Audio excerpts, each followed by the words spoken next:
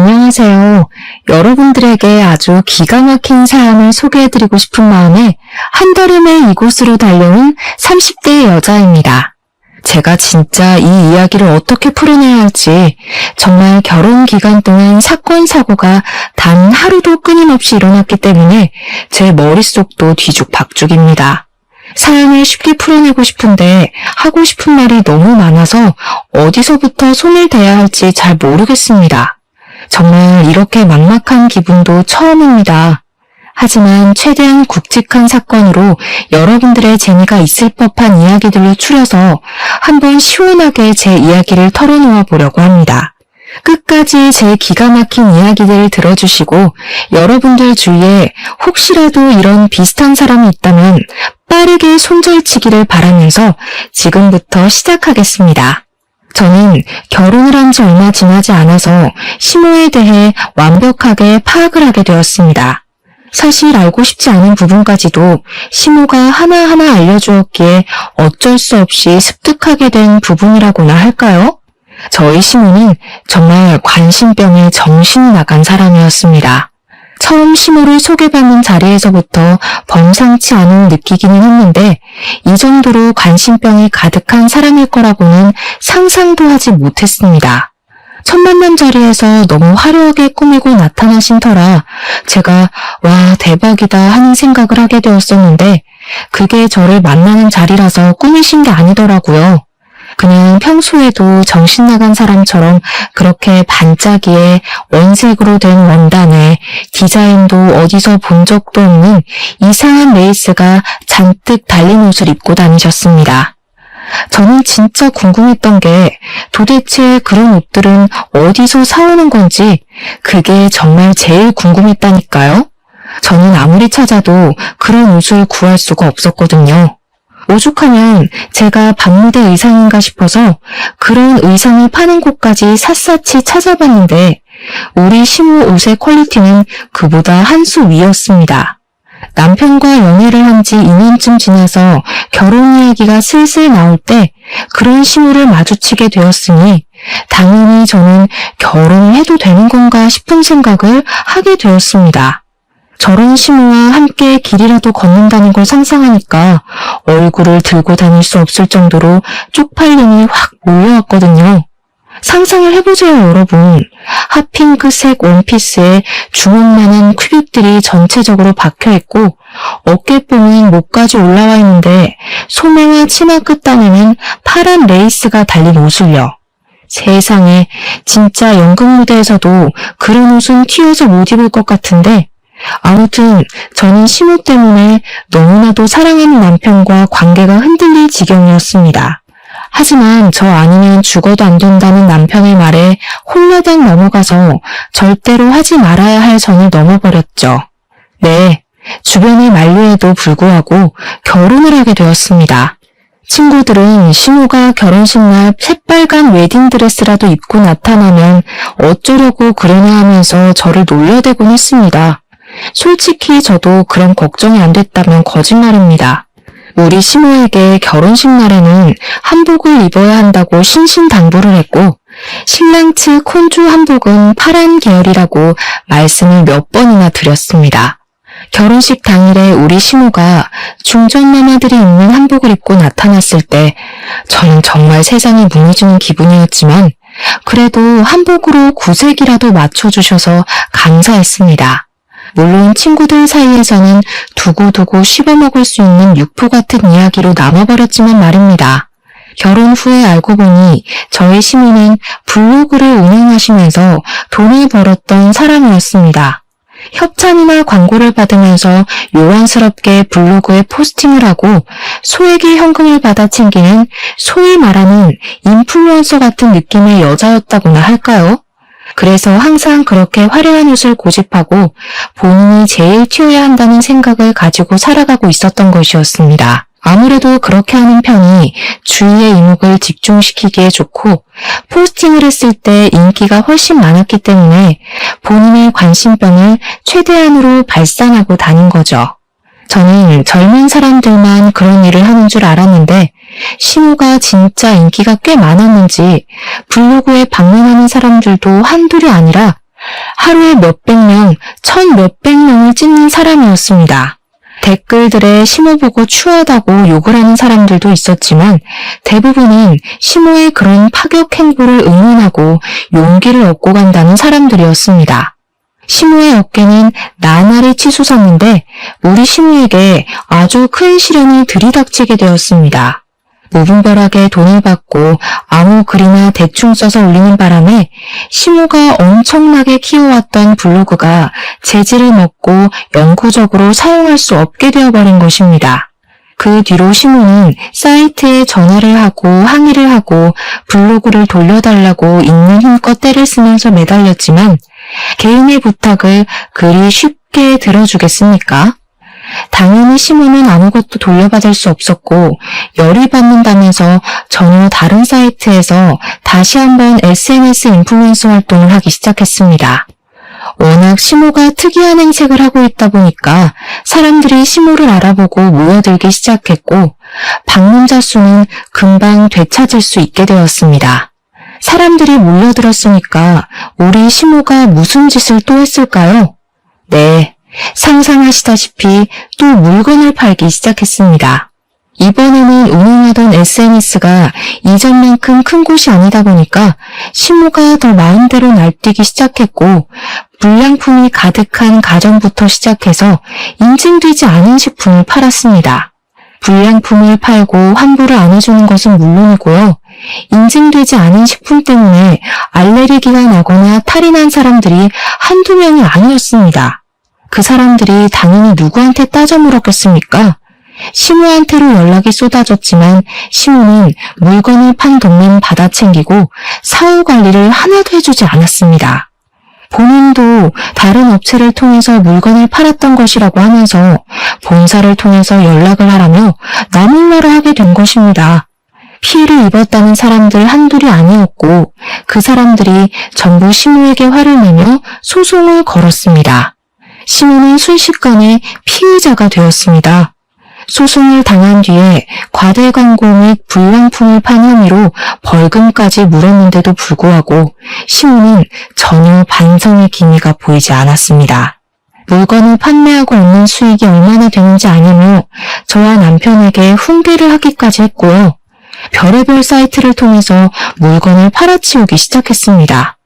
밀려드는 주문에 시모의 휴대폰은 쉴 틈이 없을 정도였고 당연히 시모는 집안 살림에서 완벽하게 손을 떼고 사치품을 모으는 데에만 집중을 했습니다. 그런데 우리 시모가 법에서 얼마나 자유로운 사람처럼 굴었는지 글쎄 물건을 떼다 팔고 장사를 하면서 사업자 신고도 한 번 안 하고 돈만 챙긴 겁니다.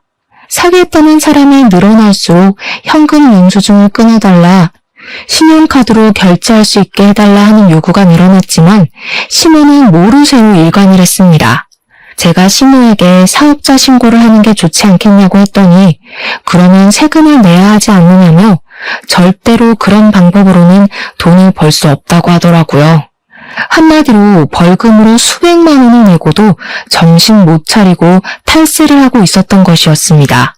일부 고객들의 항의가 심해지고 시모에게 현금 영수증을 끊어달라고 요청을 했다가 차단을 당한 사람들이 또 한마음 한뜻으로 공정거래위원회에 고발을 한 겁니다. 당연히 국세청에서 시모의 자금에 대한 신고를 받고 조사를 하기 시작했고요.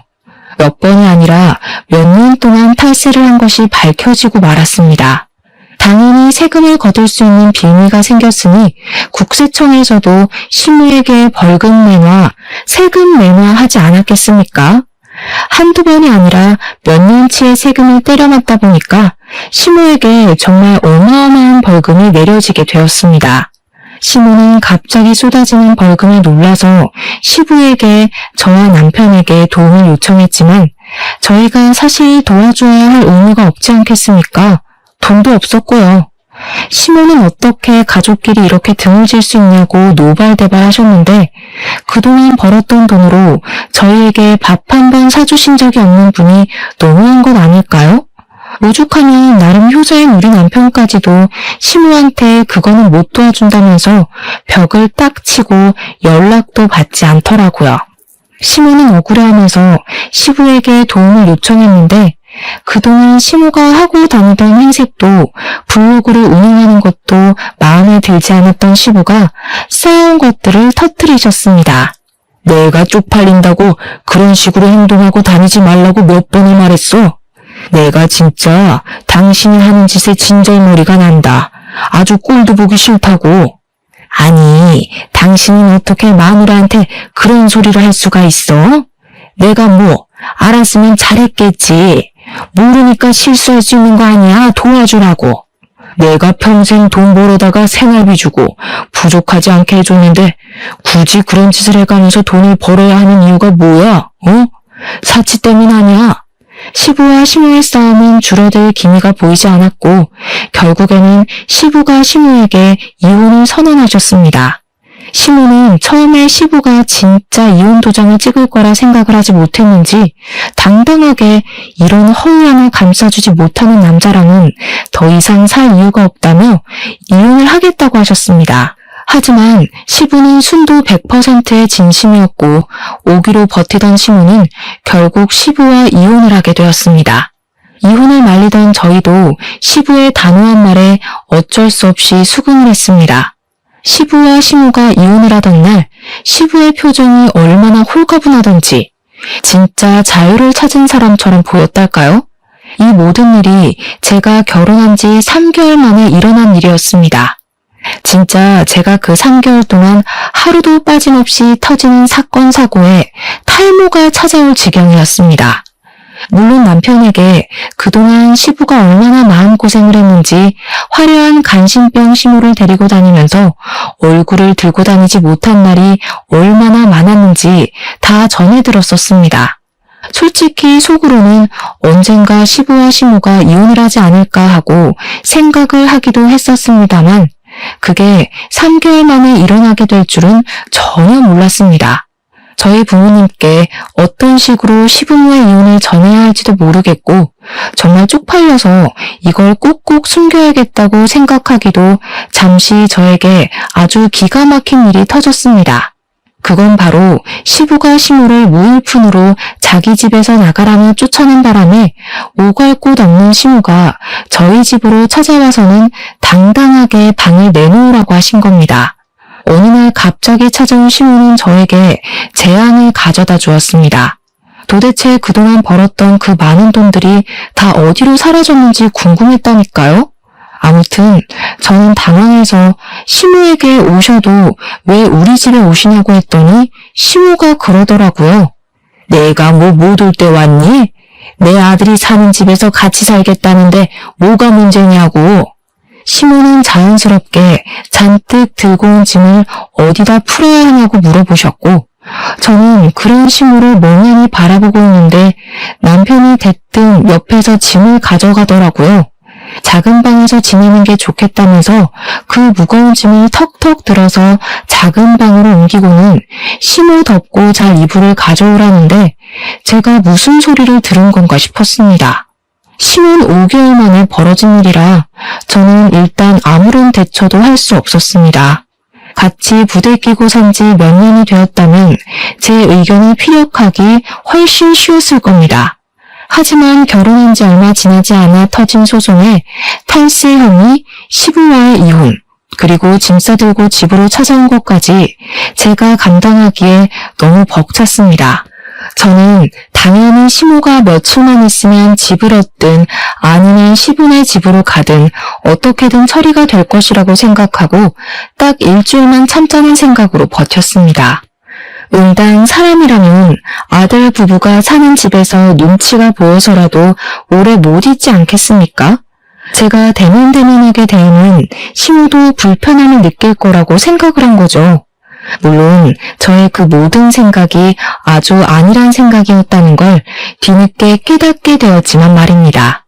여보, 나랑 상의도 없이 어머님을 집에서 지내라고 하면 어떡해? 내가 불편할 걸 생각도 안 해봤어? 당신이야, 당신 어머니지. 나한테는 시어머니야. 우리 엄마 SNS 중독자인 거 몰라서 그래? 신경 쓸 거 하나도 없어. 그냥 엄마 알아서 할걸? 그래도 나한테는 시어머니니까 내가 당연히 눈치 보게 되지 않겠냐고. 그럼 어떡하라는 건데? 엄마 보고 길에서 자라고 해? 아들 집에 남는 방이 떡하니 있는데? 남편의 말 또한 반박하기 어려운 말이라서 한 번만 참아보자 하는 마음으로 버티기 시작했습니다.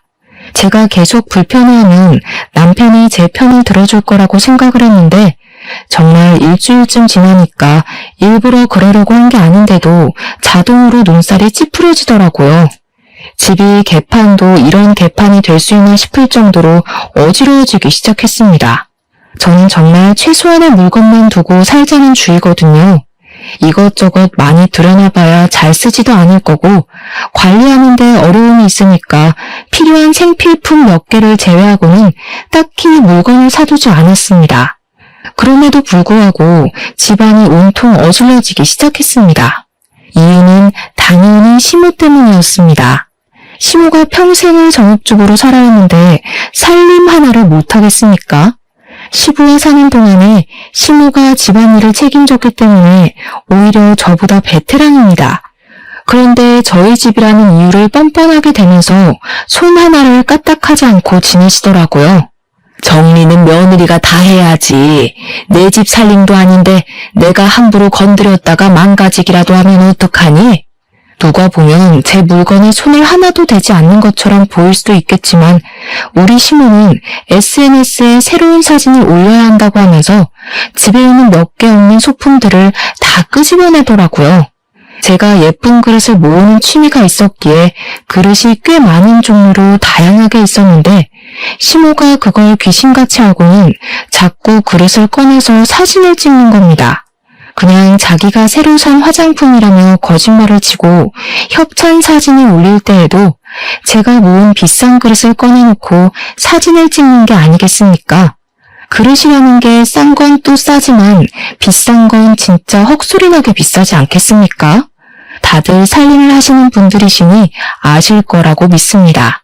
우리 시모는 보는 눈도 기가 막히지 비싸도 제일 비싼 그릇들만 꺼내서 사진을 찍고는 정리도 제대로 안 하고 그냥 널브러져 놓는 겁니다. 그러다가 잘못 건드려서 깨지기라도 하면 어쩌려고 그러는지 한정판 브랜드 그릇들만 꺼내서 자랑하듯이 사진을 찍는데 왜 SNS에 잘 사는 사람들만 보이는지 알겠더라고요. 그 사진 한 장 찍는 것에 목숨을 걸면서 어떻게든 최고급으로 제일 비싼 걸로 주렁주렁 장식을 하려고 하니 모두들 갑부로밖에 보이지 않는 것이었습니다. 제가 정리까지 싹 해둔 그릇들을 죄다 꺼내서 사진을 찍고 몇 개는 이가 나간 것도 보이더라고요. 다른 건 몰라도 제 취미생활을 건드리니 제가 열이 받았습니다. 어머님, 언제까지 저희 집에서 지내실 거예요? 솔직히 저희 집에서 지내시는 거 저 너무 불편해요. 제가 모은 그릇들 말도 없이 쓰는 것도 그렇고요. 저거 저도 아까워서 그냥 구경만 하는 그릇인데 며칠 전엔 없었던 이가 생겼더라고요. 어머님이 하신 일이죠. 왜 허락 없이 제 물건을 막 쓰세요? 예, 그거 좀 쓸 수도 있지. 너 내가 한 달에 버는 돈이 얼마인 줄 아니? 저런 그릇들은 수두룩하게 사줄 수 있어. 걱정하지 마. 그럼 사주시고 말씀하시던가요. 어머님 SNS 활동도 활발하게 하시고 돈도 버시는 것 같던데 집은 언제 구해서 나가실 거예요? 그 말이 끝나기 무섭게 시모가 갑자기 엉엉 우시는 게 아니겠습니까? 저는 처음에 너무 당황스러웠습니다. 눈물만 뚝뚝 흘리시는 게 아니라 엉엉 소리를 내서 우셨거든요. 물론 그것 또한 자기가 불리한 상황에 들이닥치니 저절로 나오게 된 생활 연기라는 걸 나중에 알게 되었습니다. 그때는 꿈에도 몰랐었어요. 그게 연기인지. 시모는 바로 남편에게 전화를 걸어서 말도 안 되는 소리를 하며 저를 모함하기 시작하셨습니다. 그것도 제가 보는 앞에서 천연덕스럽게 없는 말을 지어내시더라고요. 예, 아들아. 며느리가 글쎄 나한테 집에서 나가란다. 내가 갈 곳이 어디 있다고 나를 내쫓는 거라니? 아들이랑도 상의된 내용인 거 맞지? 뭐? 며느리 혼자 독단적으로 결정을 한 거라고? 아이고, 내가 서러워서 살겠나? 나가 죽어야지. 그날 저녁에 퇴근하려고 돌아온 남편이 저를 붙잡고 성질을 팍팍 부르는 겁니다. 그도 그럴 것이 시모가 틈만 나면 남편에게 전화를 걸어서 며느리가 나를 내쫓는단다, 나보고 나가란단다, 나는 어디서 먹고 자냐면서 난리를 쳤거든요. 우리 엄마 보고 집 나가서 살라고 했어? 어떻게 우리 엄마한테 그런 소리를 할 수 있냐? 우리 엄마가 불쌍하지도 않아? 돈도 잘 버시는 것 같은데 집 언제 구하실 거냐고 물어본 거야. 나가라고 한 적 없어. 그리고 불쌍? 눈치 보면서 하루 종일 집 치우는 나는 안 불쌍하니? 너한테나 너네 엄마지. 우리 엄마가 만약 이런 상황이었으면 사위 눈치 보여서 집에 찾아오지도 않았을 거야. 남편과 제가 냉전을 하게 되면서 시모는 제가 한풀 꺾인 것이라고 생각을 했는지 더욱더 날뛰어다니기 시작하셨습니다. 인플루언서 생활을 하면서 알게 된 친구들이 한둘이 아니더라고요.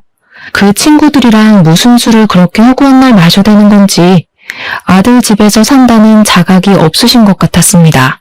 술을 마시고 뭐 밤 10시, 11시에 들어오면 저도 시모가 스트레스 풀려 나가는구나 하고 말겠죠. 근데 매번 새벽 2, 3시에 들어오시는 게 아니겠습니까? 도대체 친구분들도 뭘 하시는 분들인 건지 그 시간이 되도록 집 밖에 싸돌아다닌다는 게 말이 됩니까? 그것도 나이도 지긋하신 분들이. 더 기가 막힌 건 말입니다. 우리 시모의 술버릇이 고성방가를 지르는 것이랍니다. 집에 와서 새벽 2, 3시에 샤워를 하면서 노래를 불러대는데 오죽하면 아파트 경비실에서 안내방송이 나오더라니까요. 새벽에 샤워를 하면서 노래를 부르는 일을 멈춰달라고 말입니다. 제가 남곡이 부끄러워서 얼굴을 들고 다닐 수가 없었습니다. 정말. 저도 다음날 출근을 해야 하는 사람인데 시모가 매번 고성방가를 질러대니 잠이나 푹 자겠습니까? 남편은 한 번 자면 업어가도 모르는 사람이라 푹 잘만 자더라고요. 그것도 너무 짜증나고 괘씸하게 느껴졌습니다. 제가 결국에는 귀마개를 사서 귀에 꽂고 잠을 자기 시작했습니다. 거기다가 맞벌이라는 자각도 없는 것인지 반찬 투정도 미치도록 하시더라고요. 집안일은 여자가 해야 된다는 사상은 언제쯤 버릴 건지 저한테 잔소리. 그렇게 제가 하는 일이 시원치 않으면 시모 본인이 직접 하면 되는 일인데도 저한테 모든 일을 미루고 시키셨습니다. 너네는 맞벌이 부부씩이나 되면서 돈이 궁핍하니? 고기 좀 사 먹자. 고기 좀 구워와봐라. 어떻게 된 게 집에 햄도 하나 없니? 내가 참치 통조림이나 먹으면서 버텨야겠어? 너네는 나에 대한 배려가 전혀 없다. 도대체 나이가 몇 갠데 아직도 햄만 찾으면서 반찬 투정을 한단 말입니까? 이런 시모와 수십 년을 함께 살았던 시부가 존경스럽게 느껴질 정도였습니다. 두 분이 이혼을 한 이후에 제 삶이 완벽하게 달라졌다고 말해도 과언이 아닐 정도였으니까요. 저는 그날 이후로 항상 냉장고에 햄과 소시지를 사다 놓기 시작했고 언제든지 시모가 간단하게 먹을 수 있는 반찬들을 구비해야 했습니다. 남편과 시모는 저의 노력을 어느 날부턴가 당연스럽게 생각했고 제가 일이 바빠서 준비를 하지 못하는 날에는 둘이 동시에 저에게 투정을 부리더군요. 물론 투정을 가장한 빈정거림이었기에 저의 인내심에는 한계가 찾아왔고 저는 더 이상 참아야 할 필요성을 느끼지 못해 눌러 쌓아둔 것을 터뜨리기로 결심했습니다. 그 뒤로 타이밍만 보면서 남편과 완전히 냉전인 상태로 지내고 있었습니다. 집도 반반, 결혼 딱딱 맞춰 했는데 왜 시모를 모시고 살아야 한다는 건지 어이가 없었죠. 제가 전생에 나라를 팔아먹은 이완용이었나 생각까지 하게 되었습니다. 분명 연애하고 결혼을 결정할 당시만 해도 이런 일이 생길 거라고는 상상도 못했으니까요. 제가 언젠가 터뜨리려고 눈치만 보고 있는데 우리 시모는 그런 분위기 파악조차 못하는 건지 무슨 택배를 허구한 날 시켜대는 게 아니겠습니까? 제가 이 많은 상자들은 다 뭐냐고 시모한테 은근히 눈치를 주면서 돈 있으면 물건 사는데 사치를 그만하고 집을 구해서 나가라는 식으로 둘러 말했습니다. 그러자 시모는 저에게 이 제품들은 전부 돈 주고 산 게 아니라 협찬을 받은 거라고 하면서 SNS에 올려줘야 하는 물품이라고 하더라고요. 협찬은 개뿔. 누가 명품 액세서리를 협찬으로 준단 말입니까? 시모가 연예인도 아니고 정말 모든 사람이 다 알만한 유명인도 아닌데요. 자기 돈 주고 샀는데 그 돈 어디서 났냐고 제가 추궁할까봐 거짓말로 하는 걸 제가 모를 것 같았나 봅니다. 세금을 때려맞은 이후로 SNS에서 물건을 파는 일도 그만두었는데 도대체 무슨 돈이 생겨서 사치를 부리는 건지 상당히 궁금했던 시기였습니다. 그날도 어김없이 택배가 수두룩하게 도착을 했고 시모가 택배를 다 뜯은 뒤에 사진 촬영을 한다고 물건을 그릇 위에 올리다가 그릇을 깨물었습니다. 제가 제일 아끼는 한정판 브랜드 그릇으로 한 개에 지금은 100만 원 호가하는 제품이었기에 저의 인내심은 완전히 바닥이 났죠. 브랜드 값만 몇십만 원이라더니 그릇은 쓰레기나 다름없네. 이렇게 쉽게 깨져? 어미야, 와서 이것 좀 치워라. 저는 뻔뻔한 시모의 작태를 참기 힘들어 그 길로 뒤도 돌아보지 않고 시부를 찾아가서 그동안 저희 집에서 있었던 모든 일들을 낱낱이 고했습니다. 제 이야기를 전부 전해들은 시부는 부글부글 끓어오르는 화를 숨기지 않으며 저희 집으로 가자고 하셨고 저는 시부와 함께 집으로 돌아왔습니다. 남편이 퇴근하고 돌아왔는지 시부랑 같이 TV를 보면서 과일을 처먹고 있다가 시부와 제가 함께 들어가니 놀라서 벌떡 일어서더라고요. 시모가 시부를 보고 입을 삐죽이면서 여기는 왜 왔냐고 물어보며 은근히 다시 집으로 불러주기를 기대하는 것 같았습니다. 이 망할 요팬네가 이혼할 때 내가 애들한테 민폐 끼치지 말고 원룸이라도 얻어나가라고 보증금 줬어 안 줬어? 근데도 이런 짓을 해? 응? 아들 부부 보기 부끄럽지도 않아? 허구한 날 사고만 치고 도대체 그 보증금은 어디다 썼길래 여기서 이러고 있어? 아들 부부까지 이혼시키고 싶은 게야 지금? 알고 보니까 이혼을 할 당시에 시부가 집을 나가라고 하면서 시모에게 원룸 하나를 얻을 수 있는 보증금 3천만 원을 줬다는 겁니다. 그렇게 좋아하는 SNS 장사를 하든 말든 마음대로 하라고 이 돈 받고 끝나는 거라고 하면서 저희 부부의 집에 민폐를 끼치지 말라고 신신당부를 했대요.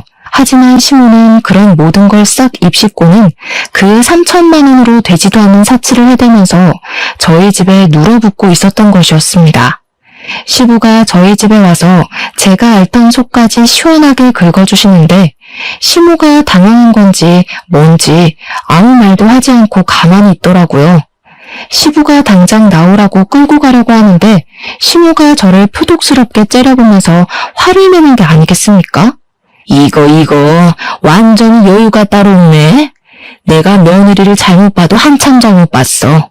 곰인 줄 알았더니 꼬리 9개 달린 구미호잖아. 뭐라고요? 그게 지금 며느리한테 하실 말씀이세요? 저는 어머님이 왜 이혼당했는지 이제야 정확히 알겠네요. 이년이 뭐가 어쩌고 어째? 시엠이 무서운 줄 모르고 지금 뭐라고 한 거니? 내가 이혼을 당한 게 아니라 이혼에 협의를 한 거야. 누구한테 명령거리는 거예요? 우리 집에 와서 어머님이 한 게 뭐가 있어요?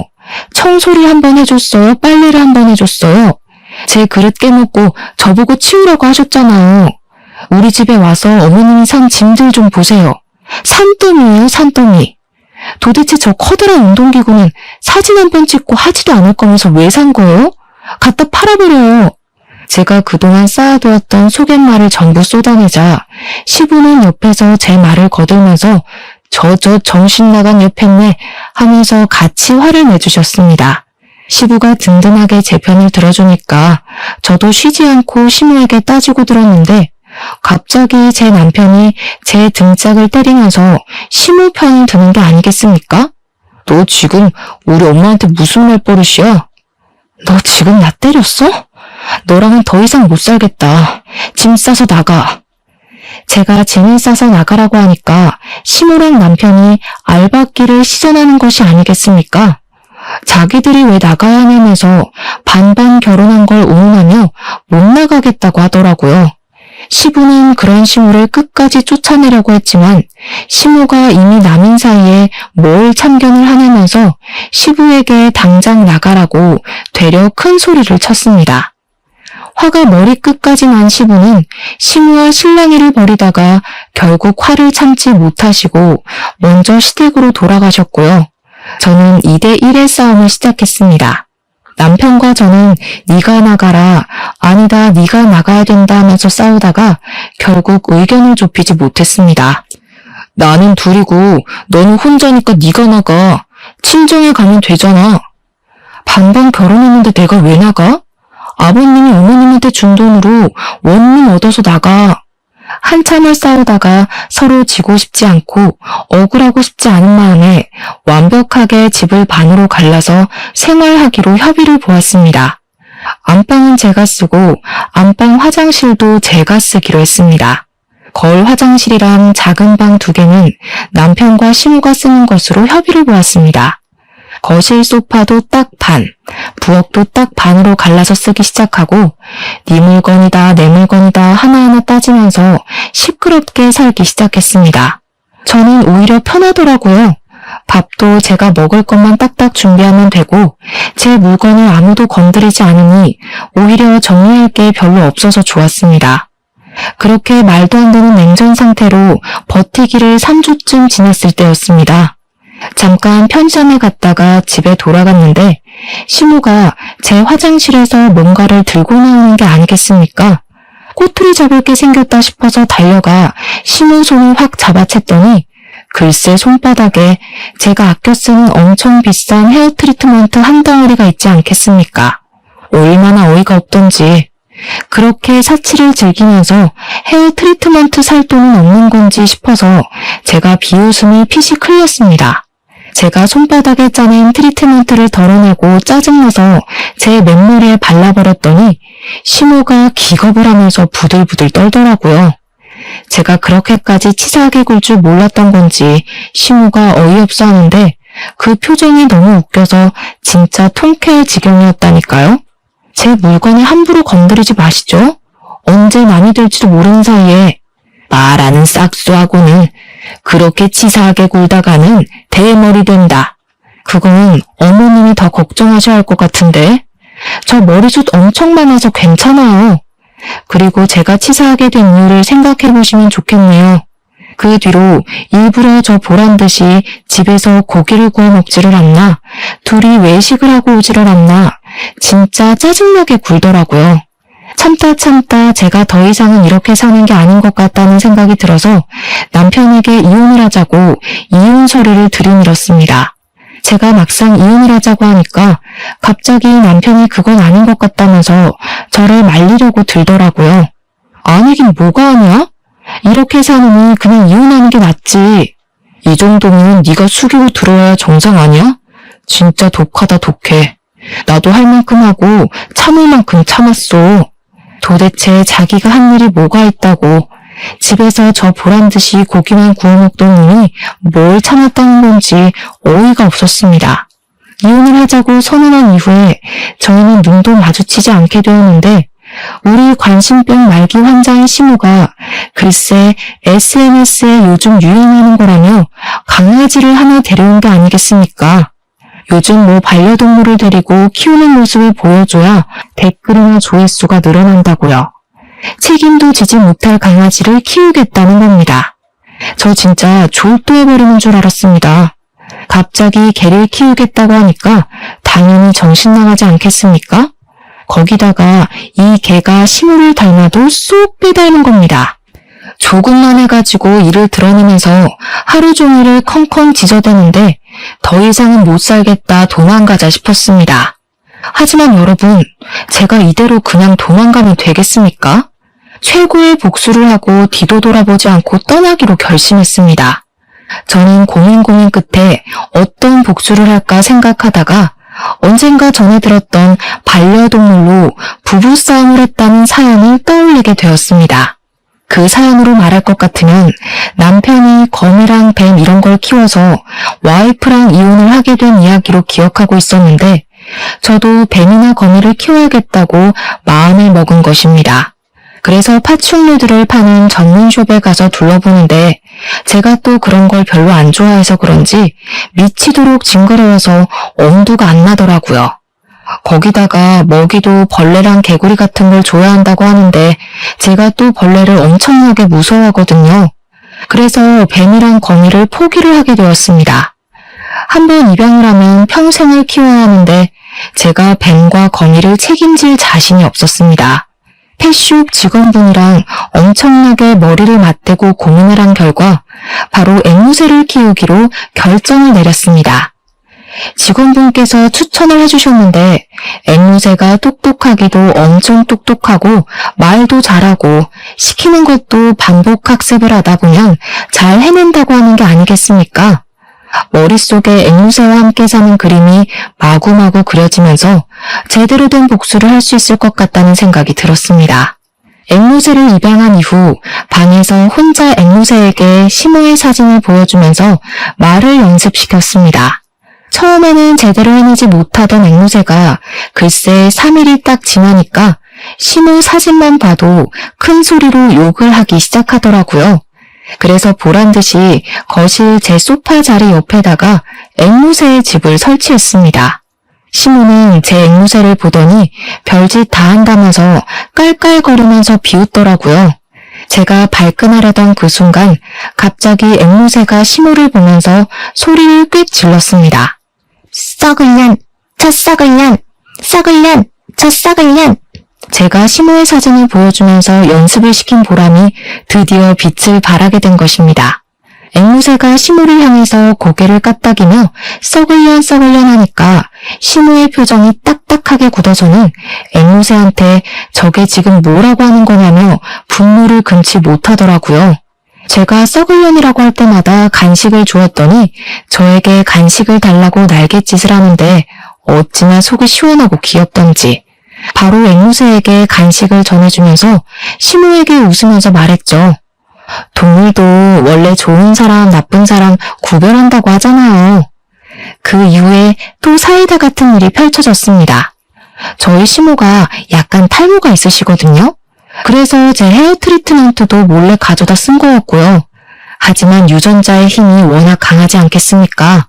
저희 남편 또한 탈모의 증상이 서서히 나타나고 있었고 앞머리부터 벗겨지기 시작하더라고요. 30대 후반의 나이가 되니까 바닥에 떨어지는 머리카락의 양도 늘어나고 M자 탈모가 눈에 띄게 진행이 되고 있어서 남편은 병원에서 탈모약을 처방받아서 먹고 있었습니다.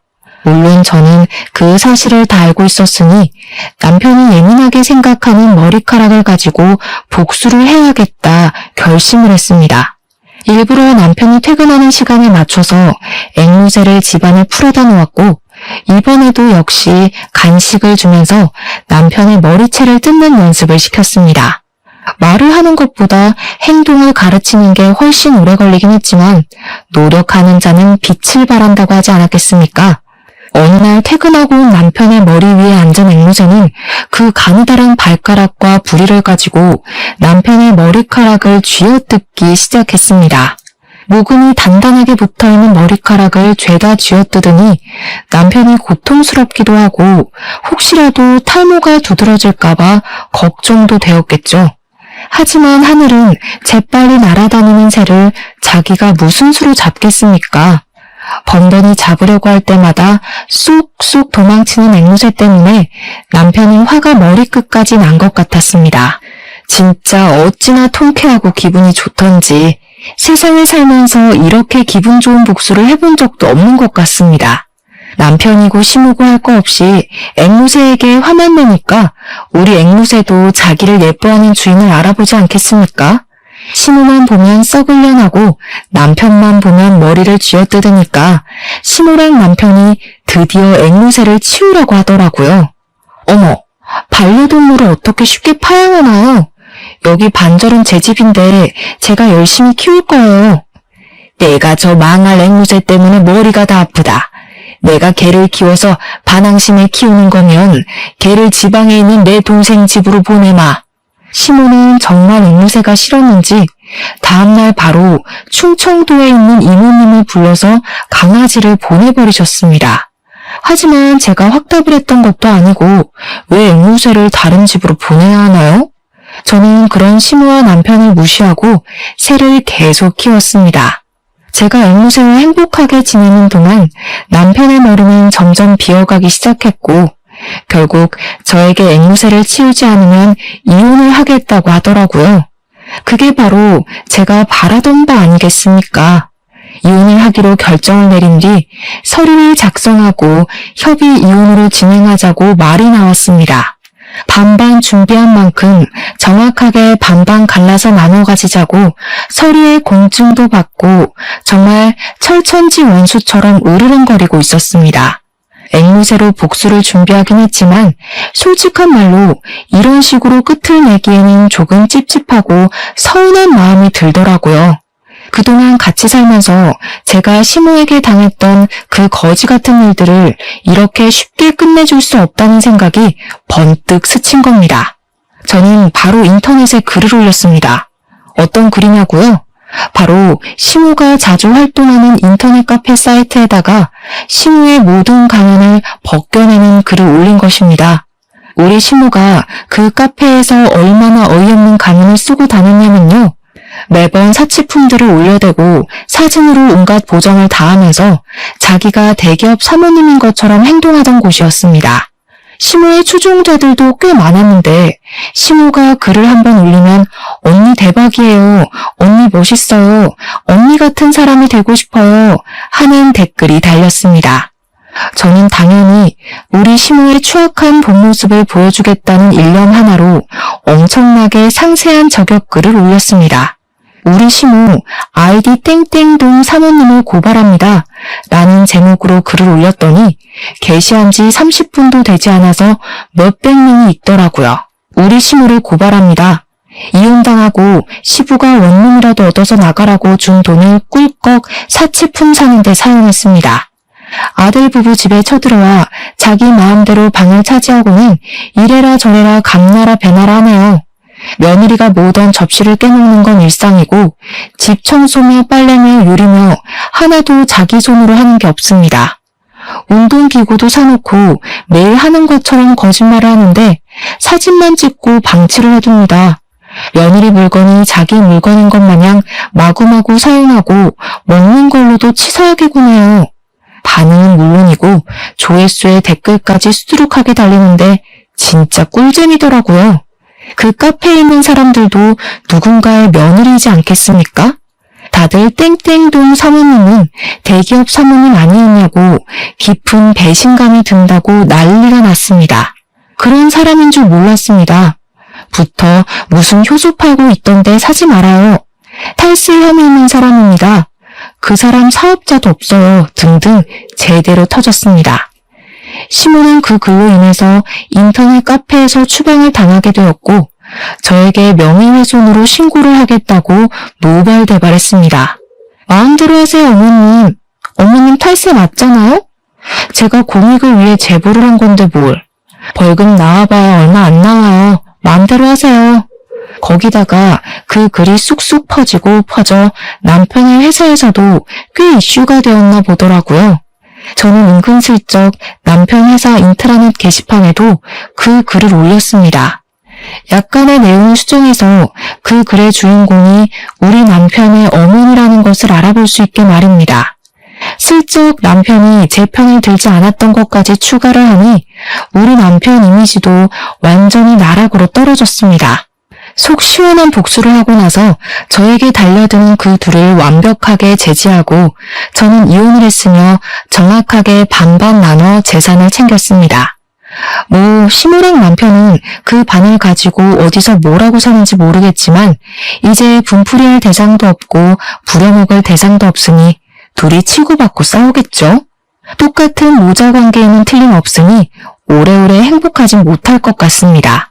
저는 솔로가 되어 요즘 제가 하고 싶은 거 다 하고 먹고 싶은 거 다 해먹으면서 행복하게 살고 있습니다.